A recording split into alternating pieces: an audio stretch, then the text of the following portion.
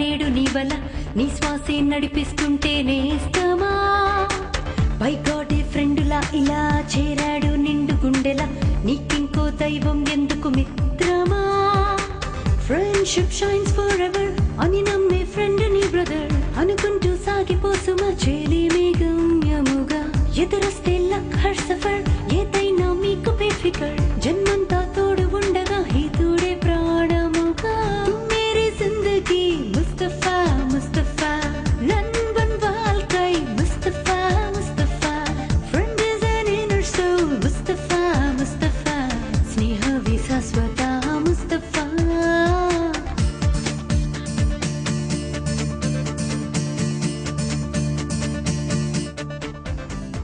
Good evening and welcome to Mustafa Mustafa. ఈరోజు ముస్తఫా ముస్తఫాకి రాబోయే guest మన షోకే శోభ తెచ్చేవారు. ఎప్పుడూ యవ్వనంగా ఉంటారు, మంచి మనసు, సహజ నటన, నిర్మాణ దక్షత, ఇలా ఎన్నో కోణాల్లో విజయాన్ని సాధిస్తూ ఎంతో మందికి స్ఫూర్తిగా నిలుస్తూ అందరి చేత అజాత శత్రువు అని ప్రేమగా పిలిపించుకుని మురళీగానంలా మధురంగా వినిపించే మోహనాకారుడు మన మురళీమోహన్ గారు. మరి మన రెండో గెస్ట్ నాణానికి రెండు కోణాల లాంటివారు, అందాల నటుడు. ఓవైపు అరుదైన ప్రతినాయకుడు.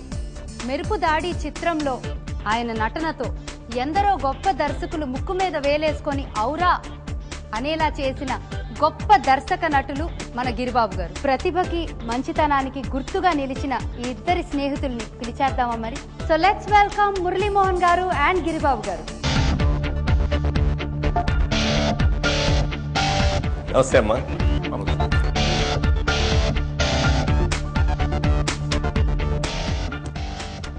ఫస్ట్ ఆఫ్ ఆల్ చాలా థ్యాంక్స్ అండి మా షోకి వచ్చినందుకు. అడగగానే టు స్టార్ట్ విత్ మీ పరిచయం ఎక్కడ స్టార్ట్ అయింది, ఎప్పుడు మొదటిసారి మా పరిచయం 1973 సంవత్సరం ఫిబ్రవరి నెల.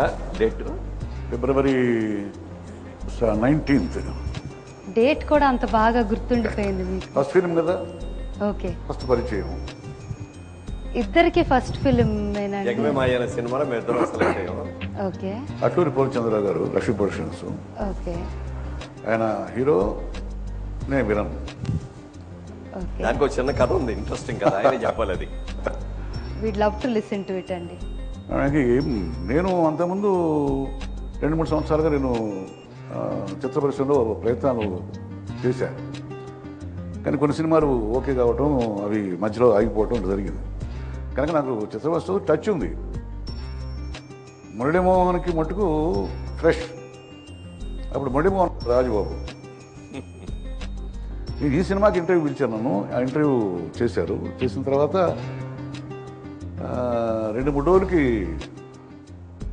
మురళీమోహన్ కూడా ఇంటర్వ్యూ చేశారు. ఆయన హీరోగా ఓకే చేశారు, నన్ను విలన్గా చేశారు. చేసిన ఆ రోజే ఆ కైలాష్ హోటల్ మన షాప్కి తీసుకెళ్ళి మా సూట్లు, విగ్గులు అన్నీ సెట్ చేయించి, ఇవాళ వెళ్ళి మీరు రేపు రాత్రి మళ్ళీ బయలుదేరి రావాలి, బట్టలు సర్దుకొని మీ ఊరికి వెళ్ళి అని చెప్పన్నారు. ఓకే, ఇద్దరం ఫిక్స్ అయిపోయాం. అవకాశం వచ్చింది, హ్యాపీగా ఉన్నాం. సరే, రాత్రి మెయిల్కి ఇద్దరం బయలుదేరాం. ఆయన విజయవాడ, నేను ఒంగోలు. బయలుదేరుతూ నేను చెప్పాను మురళీమోహన్కి, మురళీమోహన్ నాకు కొంచెం అనుభవం ఉంది ఇండస్ట్రీ తోటి, ఇవి ఏ క్షణంలోనే ఏ మార్పులైనా జరగవచ్చు, విచిత్రాలు జరగవచ్చు, కనుక మనం వెళుతున్నాము, రేపు సాయంత్రం వస్తున్నాము. ఇవి మీ ఊళ్ళో నువ్వు చెప్పకూడదు, ఇది మనం ఓకే అయ్యామని. మా ఊళ్ళో నేను చెప్పను, ఎందుకంటే మనం తిరిగి వచ్చేసరికి ఇంకా మార్పులు జరగవచ్చు. మనకి ఆ మార్పు జరిగితే అవమానం మనకి, అంటే అలాగే అని చెప్పి అన్నాడు. ఆయన విజయవాడలో దిగాడు. మన్నాడు సాయంత్రం ఇద్దరం బయలుదేరి సేమ్ అక్కడ వెయిట్ చేయమని కంపార్ట్మెంట్ కదా వెయిట్ చేస్తున్నాడు. నేను వచ్చాను, ఇద్దరు ఎక్కాం, వచ్చాం. బృందావన హోటల్లో ఒక రూమ్ తీసుకొని మాకు షివరింగ్, ఇది ఈ ఒక్క 24 అవర్స్లోనే ఏ మార్పు జరిగిందో, ఉన్నామా లేవా, విచిత్రాలు జరుగుతాయి కదా ఇండస్ట్రీలో అని భయపడుతూనే ఒక ఫోన్ చేసాం ఆఫీస్కి. వచ్చారట, రండి రండి అన్నారు. అబ్బా హ్యాపీ, మనం ఉన్నాం అని ఆఫీస్కి వెళ్ళినాం. ఆఫీస్కి వెళ్తే అని ప్రయాణానికి అంటే బెర్కరా, కూర్గ్, అది కర్ణాటక, అక్కడ షూటింగ్ అనమాట. దానికి ఆ సాయంత్రం మనం బయలుదేరి, మాతో పాటు కే విజయ, సునందిని, వాళ్ళు కూడా కొత్త వాళ్ళే దాదాపు. బట్ దాంట్లో సీనియర్ ఆర్టిస్ట్ ఎవరంటే నాగయ్య గారు, రాజబాబు గారు, విజయలలిత. మాకు డైలాగ్ కోచింగ్ అని రమణమూర్తి గారిని కూడా మాతో తీసుకొచ్చారు. సరే అక్కడ కూర్కి వెళ్ళాము. అక్కడ shooting 28th February with Muralimohan and Vijayalalitha ఒక సాంగ్ తోటి స్టార్ట్ అయింది. ఆ సినిమాలో బ్లాక్ అండ్ వైట్ సినిమా ఇది, బట్ వీళ్ళ సాంగ్స్ మటుకు కలర్. పార్టికులర్ అనమాట. ఓకే. సార్ నా పరిస్థితి ఏంటి, ఈయన షూటింగ్ స్టార్ట్ అయింది. ఓకే, సాంగ్ 2 రోజులు తీశారు. ఆ తర్వాత ఇంకేదో తీశారు. తర్వాత నాది ఇంకా రావడం లేదు షూటింగ్. నాకు ఇంకా భయం ఏంటి, ఆయన కమిట్ అయిపోయాడు, ఇప్పుడు మన పరిస్థితి ఏంటి, ఇంకా కమిట్ కాలేదు.